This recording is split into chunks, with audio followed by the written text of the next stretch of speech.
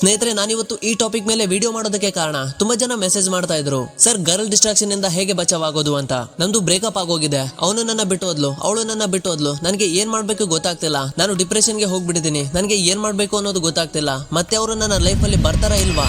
ಸ್ನೇಹಿತರೆ, ನೀವು ಈ ಒಂದು ವಿಷಯನಂತೂ ಗಮನಿಸಿರ್ತೀರಾ. ಕೆಲವೊಂದು ಹುಡುಗರನ್ನ ತುಂಬಾ ಕೆಟ್ಟದಾಗಿ ಟ್ರೀಟ್ ಮಾಡ್ತಾರೆ. ಅದೇ ಕೆಲ ಹುಡುಗಿರು ಇನ್ನು ಕೆಲ ಹುಡುಗರಿಗೆ ತುಂಬಾನೇ ಅಟೆನ್ಷನ್ ಅನ್ನ ಕೊಡ್ತಾರೆ. ಅವರಿಗಾಗಿ ಬಿದ್ದು ಸಾಯ್ತಾರೆ. ಅವರ ಟೈಮ್ ಕೊಡೋದಕ್ಕೋಸ್ಕರ ಅಂಬಲಿಸ್ತಾ ಇರ್ತಾರೆ. ಆದ್ರೆ ಹೀಗ್ಯಾಕೆ?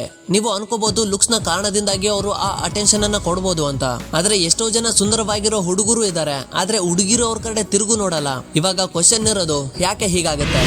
ನೀವು ಯಾರನ್ನಾದ್ರೂ ಇಂಪ್ರೆಸ್ ಮಾಡ್ಬೇಕು ಅಂತ ಅನ್ಕೊಂಡಿದ್ರೆ ನಾನು ಇವತ್ತು ನಿಮ್ಗೆ ಇಂತಹ ಬ್ರಹ್ಮಾಸ್ತ್ರವನ್ನ ಹೇಳಕ್ ಹೋಗ್ತಾ ಇದ್ದೀನಿ. ಇದನ್ನ ನಿಮ್ಮ ಲೈಫ್ ಅಲ್ಲಿ ಅಪ್ಲೈ ಮಾಡ್ಕೊಂಡ್ರೆ ಇದು ತುಂಬಾ ದೊಡ್ಡನೇ ಮ್ಯಾಜಿಕ್ ಮಾಡುತ್ತೆ.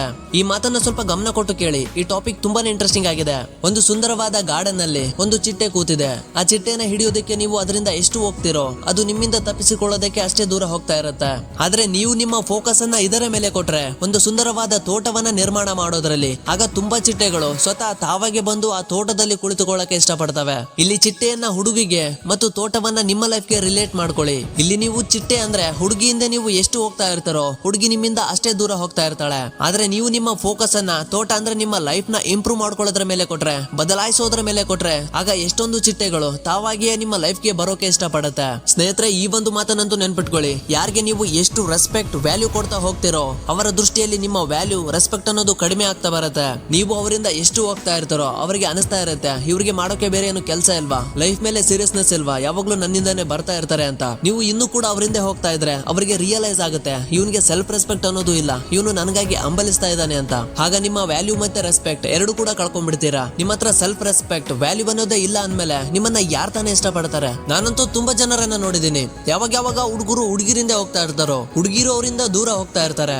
ನೀವು ಯಾರನ್ನಾದ್ರೂ ಇಂಪ್ರೆಸ್ ಮಾಡ್ಬೇಕು ಅನ್ಕೊಂಡ್ರೆ ಒಂದು ಅದ್ಭುತವಾದ ಟಿಪ್ಸ್ ಅನ್ನ ಹೇಳ್ತೀನಿ ಕೇಳಿ. ನಿಮ್ಗೆ ಯಾವ್ದಾದ್ರು ಒಂದು ಹುಡುಗಿ ಇಷ್ಟ ಆದ್ರೆ ಅವ್ರಿಗೆ ಹಾಯ್ ಅಂಡ್ ಹಲೋ ಅಂತ ಹೇಳಿ. ಅವರು ನಿಮ್ ಜೊತೆ ಮಾತಾಡೋದಕ್ಕೆ ಇಂಟ್ರೆಸ್ಟ್ ತೋರಿಸಿದ್ರೆ ಆ ಮಾತನ್ನ ಮುಂದುವರಿಸಿ. ಮತ್ತೆ ಸ್ವಲ್ಪ ಹೊತ್ತಾದ ನಂತರ ಅಲ್ಲಿಂದ ಹೋಗ್ಬಿಡಿ. ಆಯ್ತು, ಮುಗಿತು, ಸಾಕು. ಒಬ್ಬರನ್ನ ಇಂಪ್ರೆಸ್ ಮಾಡೋದಕ್ಕೆ ಒಂದು ಒಳ್ಳೆಯ ರೀತಿ ಅಂದ್ರೆ ಇಂಪ್ರೆಸ್ ಮಾಡದೇ ಇರೋದು. ಹುಡುಗಿರು ಅನ್ಕೊಳ್ತಾ ಇರ್ತಾರೆ ಹುಡುಗರು ಯಾವಾಗ್ಲೂ ನಮ್ಗೆ ಇಂಪ್ರೆಸ್ ಮಾಡೋದಕ್ಕೆ ಬರ್ತಾ ಇರ್ತಾರೆ ಅಂತ. ಆದ್ರೆ ನೀವು ಅದರ ಅಪೋಸಿಟ್ ಆಗಿ ಮಾಡಿದಾಗ ಅವ್ರಿಗೆ ನಿಮ್ಮ ಮೇಲೆ ಕ್ಯೂರಿಯಾಸಿಟಿ ಬರುತ್ತೆ ಮತ್ತು ನಿಮ್ಮ ವ್ಯಾಲ್ಯೂ ಹಾಗೂ ರೆಸ್ಪೆಕ್ಟ್ ಎರಡು ಹೆಚ್ಚಾಗುತ್ತೆ. ಇದನ್ನೇ ರಿವರ್ಸ್ ಸೈಕಾಲಜಿ ಅಂತ ಕರೀತಾರೆ. ಹುಡುಗಿರು ಯಾವಾಗ್ಲೂ ಹುಡುಗರ ಅಟೆನ್ಷನ್ ಅನ್ನ ಪಡ್ಕೊಳ್ಳಕ್ಕೆ ಬಯಸ್ತಾರೆ. ಅವರ ಲೈಫ್ ಅಲ್ಲಿ ತಾವೇ ಇಂಪಾರ್ಟೆಂಟ್ ಆಗಿರ್ಬೇಕು ಅಂತ ಅನ್ಕೋತಾರೆ. ಅವರು ಅನ್ಕೊಂಡ ಹಾಗೆ ನೀವು ಅವರಿಗೆ ಪ್ರತಿ ಬಾರಿನೂ ನಿಮ್ಮ ಅಟೆನ್ಷನ್ ಅನ್ನ ಕೊಟ್ರೆ, ಪ್ರತಿ ಸಲನೂ ನೀವು ಅವರಿಂದ ಹೋಗ್ತಾ ಇದ್ರೆ, ಅವರ ದೃಷ್ಟಿಲಿ ನಿಮ್ಮ ವ್ಯಾಲ್ಯೂ ಮತ್ತೆ ರೆಸ್ಪೆಕ್ಟ್ ಎರಡು ಬಿದ್ದೋಗುತ್ತೆ. ಅವ್ರು ಅನ್ಕೋತಾರೆ ಇವನಿಗೆ ಮಾಡಕ್ ಬೇರೆ ಕೆಲಸ ಇಲ್ಲ, ನಾನ್ ಕರ್ದಾಗೆಲ್ಲ ಬರ್ತಾನೆ, ನನ್ನಿಂದನೇ ಸುತ್ತಾ ಇರ್ತಾನೆ ಅಂತ. ಒಂದು ಸರಿಯಾದ ಹುಡುಗನಲ್ಲಿ ಏನ್ ಇಷ್ಟ ಆಗತ್ತೆ? ನಿಮ್ಮ ಹತ್ರ ಒಂದು ಆಂಬಿಷನ್ ಇರಬೇಕು, ನಿಮ್ಮ ವ್ಯಾಲ್ಯೂನ ಕಾಪಾಡಿಕೊಂಡಿರ್ಬೇಕು. ಎಲ್ಲದಕ್ಕಿಂತ ಮೊದಲು ನಿಮ್ಮ ಸೆಲ್ಫ್ ರೆಸ್ಪೆಕ್ಟ್ ಅನ್ನ ಬಿಟ್ಕೊಡ್ಬಾರ್ದು. ಹುಡುಗಿರು ಯಾವಾಗ್ಲೂ ಇದನ್ನ ಯೋಚನೆ ಮಾಡ್ತಾರೆ, ಈ ವ್ಯಕ್ತಿ ಸರಿಯಾಗಿದ್ದಾನೋ ಇಲ್ವೋ,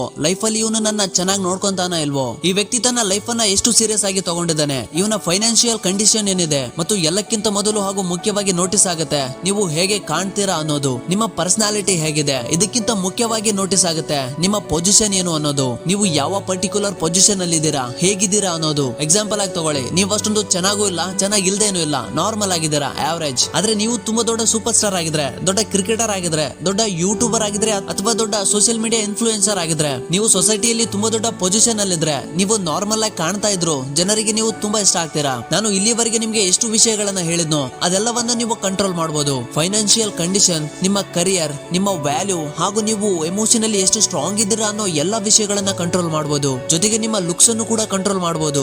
ನೀವು ಹೇಗೆ ಕಾಣ್ತೀರಾ ಅನ್ನೋದ್ರ ಮೇಲೆ ನಾಚಿಕೆ ಪಡಬೇಡಿ, ಯಾಕಂದ್ರೆ ಅದು ದೇವರು ಕೊಟ್ಟಿರೋ ವರ ಆಗಿರುತ್ತೆ. ಲುಕ್ಸ್ ನಲ್ಲಿ ಬರುತ್ತೆ ನಿಮ್ಮ ಹೇರ್ ಸ್ಟೈಲ್, ನಿಮ್ಮ ಡ್ರೆಸ್ಸಿಂಗ್ ಸೆನ್ಸ್, ನೀವು ಎಷ್ಟು ಹೈಜಿನಿಕ್ ಆಗಿದ್ದೀರಾ, ನಿಮ್ಮ ಬಾಡಿ ಶೇಪ್ ಏನು, ಈ ಎಲ್ಲಾ ವಿಷಯಗಳನ್ನ ನೀವು ಕಂಟ್ರೋಲ್ ಮಾಡಬಹುದು. ನೀವು ತುಂಬಾ ತೆಳ್ಳಗಿದ್ರೆ ಫಿಟ್ ಆಗ್ಬಹುದು, ನೀವು ತುಂಬಾ ದಪ್ಪ ಇದ್ರೂ ಫಿಟ್ ಆಗ್ಬಹುದು. ನಿಮ್ಮ ಹೇರ್ ಸ್ಟೈಲ್ ಚೆನ್ನಾಗಿಲ್ಲ ಅಂದ್ರೆ ಅದನ್ನ ಸರಿ ಮಾಡ್ಕೋಬಹುದು. ನಿಮ್ಮ ಡ್ರೆಸ್ಸಿಂಗ್ ಸೆನ್ಸ್ ಚೆನ್ನಾಗಿಲ್ಲ ಅಂದ್ರೆ ಅದನ್ನು ಸರಿ ಮಾಡ್ಕೋಬಹುದು. ಯಾವಾಗ ನೀವು ಒಂದು ಒಳ್ಳೆ ಪೊಸಿಷನ್ ಅಲ್ಲಿದ್ದು ಫೈನಾನ್ಷಿಯಲಿ ಮತ್ತು ಫಿಸಿಕಲಿ ಹೆಲ್ದಿ ಆಗಿರ್ತೀರೋ ಆವಾಗ ಇದನ್ನ ಅರ್ಥ ಮಾಡ್ಕೊಂಡು ನಿಮ್ಮ ಲೈಫ್ ಅನ್ನ ಇಂಪ್ರೂವ್ ಮಾಡ್ಕೊಂಡ್ರೆ ನಿಮ್ಮ ಲೈಫ್ ಎಲ್ಗೋ ಹೋಗುತ್ತೆ. ಎಲ್ಲಾನು ನಿಮ್ಮ ಕೈಯಲ್ಲೇ ಇರುತ್ತೆ. ಯಾವಾಗ ನೀವು ಡಿಸರ್ವಿಂಗ್ ಆಗ್ತಿರೋ, ನಿಮ್ಮ ಪರ್ಸನಾಲಿಟಿ ಸೊಸೈಟಿಯನ್ನ ಒಂದು ಉತ್ತಮ ಸ್ಥಾನಕ್ಕೆ ತಗೊಂಡು ಹೋಗ್ತಿರೋ. ಲೈಫ್ ಅಲ್ಲಿ ನೀವು ಬದಲಾಗ್ಲಿಲ್ಲ ಅಂದ್ರೆ, ನಿಮ್ ಕೈಲಿದ್ನ ಮಾಡೋಕ್ಕಾಗಲ್ಲ ಅಂದ್ರೆ ಯಾರು ಕೂಡ ನಿಮ್ಮನ್ನ ಇಷ್ಟಪಡಲ್ಲ. ಯಾರು ಕೂಡ ಮೊದಲು ಡಿಸರ್ವಿಂಗ್ ಆಗಿ ಆಮೇಲೆ ಎಕ್ಸ್ಪೆಕ್ಟ್ ಮಾಡಿ ಯಾರು ನಿಮ್ಮನ್ನ ಇಷ್ಟಪಡ್ತಾರೆ, ಯಾರು ನಿಮ್ಮನ್ನ ಆಕ್ಸೆಪ್ಟ್ ಮಾಡ್ಕೊಳ್ತಾರೆ ಅಂತ. ಈ ವಿಡಿಯೋದ ಉದ್ದೇಶ ಇದಾಗಿರ್ಲಿಲ್ಲ ಹುಡುಗಿರ್ನ ಹೇಗೆ ಇಂಪ್ರೆಸ್ ಮಾಡ್ಬೇಕು ಅನ್ನೋದು. ನಾನು ಕೇವಲ ನಿಮ್ಗೆ ಇದನ್ನ ಅರ್ಥ ಮಾಡಿಸೋಕೆ ಹೊರಟಿದ್ದೆ. ಯಾವ ವಸ್ತು ಸುಲಭವಾಗಿ ಸಿಗುತ್ತೋ ಜನ ಅದಕ್ಕೆ ವ್ಯಾಲ್ಯೂನೇ ಕೊಡೋದಿಲ್ಲ. ಆದ್ರೆ ಯಾವ ವಸ್ತು ತುಂಬಾ ದುಬಾರಿಯಾಗಿರುತ್ತೋ, ಕೈಗೆ ಸಿಗೋದಿಲ್ವೋ, ಜನ ಅದಕ್ಕೆ ತುಂಬಾ ಬೆಲೆ ಕೊಡ್ತಾರೆ. ಅದರ ವ್ಯಾಲ್ಯೂ ತುಂಬಾ ಹೆಚ್ಚಾಗಿರುತ್ತೆ ಅನ್ನೋದು. ಅದಕ್ಕೆ ಒಬ್ಬರ ಹಿಂದೆ ಅತಿಯಾಗಿ ಹೋಗಿ ನಿಮ್ಮ ಜೀವನನ ಹಾಳು ಮಾಡ್ಕೋಬೇಡಿ. ನಿಮ್ಮ ಫೋಕಸ್ ಅನ್ನ ನಿಮ್ಮ ಲೈಫ್ ಮೇಲೆ ಕೊಟ್ಟು ನಿಮ್ಮ ಲೈಫ್ ಅನ್ನ ಒಂದು ಉತ್ತಮವಾದ ಸ್ಥಾನಕ್ಕೆ ತಗೊಂಡೋದ್ರೆ